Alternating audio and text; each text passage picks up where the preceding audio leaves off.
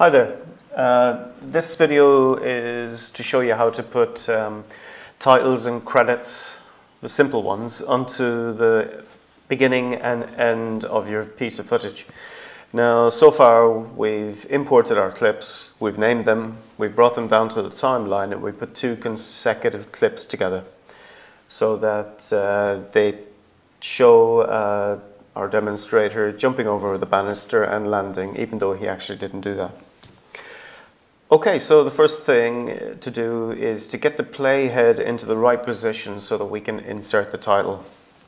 So if we come down here to the timeline, let's bring the playhead right to the very beginning. And we know we have it in the beginning because we have a green L shape on the bottom left-hand corner of the canvas window. That tells us that the playhead is at the very beginning of the clip on the timeline. Okay, so here we have some templates and a few effects. But if we go to text and we go to text again, we get this. Now, if we go into controls, we can change the text.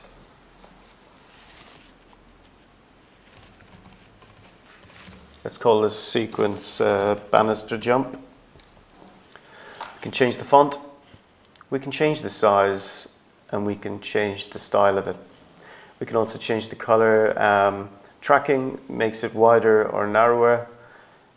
And that's basically all you need to know. But if you need to see it as you're changing it, drag out the video tab, and as you change things, you'll see the change reflected in that video tab. And when you're finished, you can always drop the video tab back there again. Okay. So just like before, we have in and out points.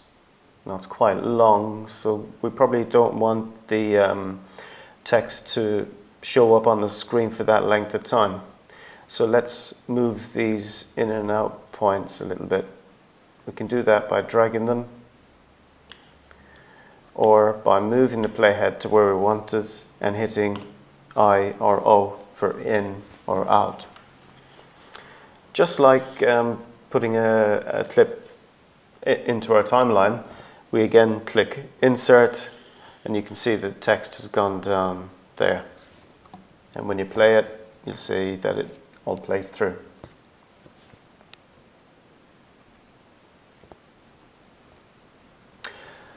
At the end of a sequence, it's normal to put in some kind of credits.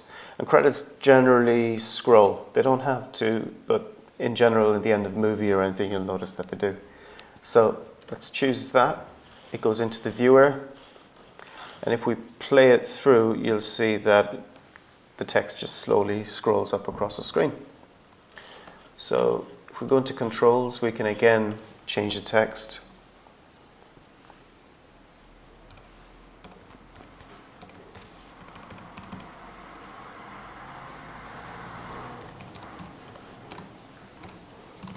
Okay.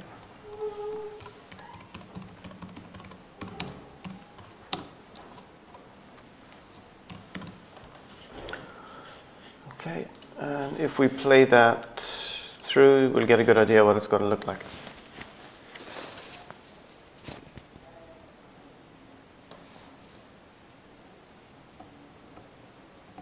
Okay, so making sure that the playhead is at the end of the clip, again by checking that the purple line is there, we again click insert, and you can see now that we've clicked insert and we've brought down the scrolling text, we see this red line. That means that this particular text needs rendering. So click on the sequence, you'll notice that the bar up here changes a little bit. Click Command and or together.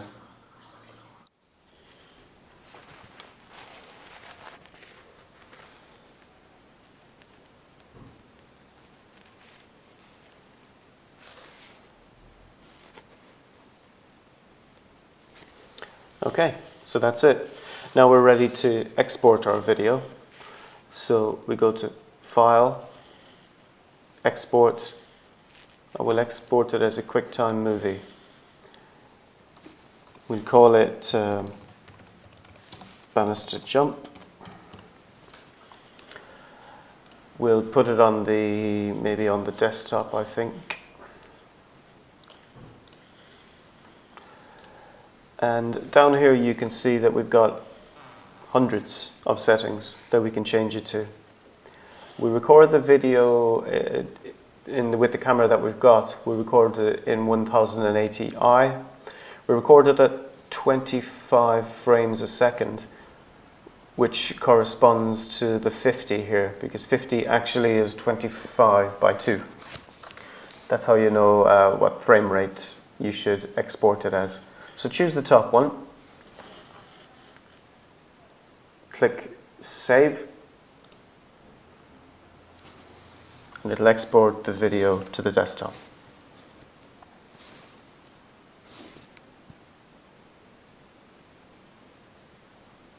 That's it done. If you minimize Final Cut, you will see that your video is there. Click on it and you can play it.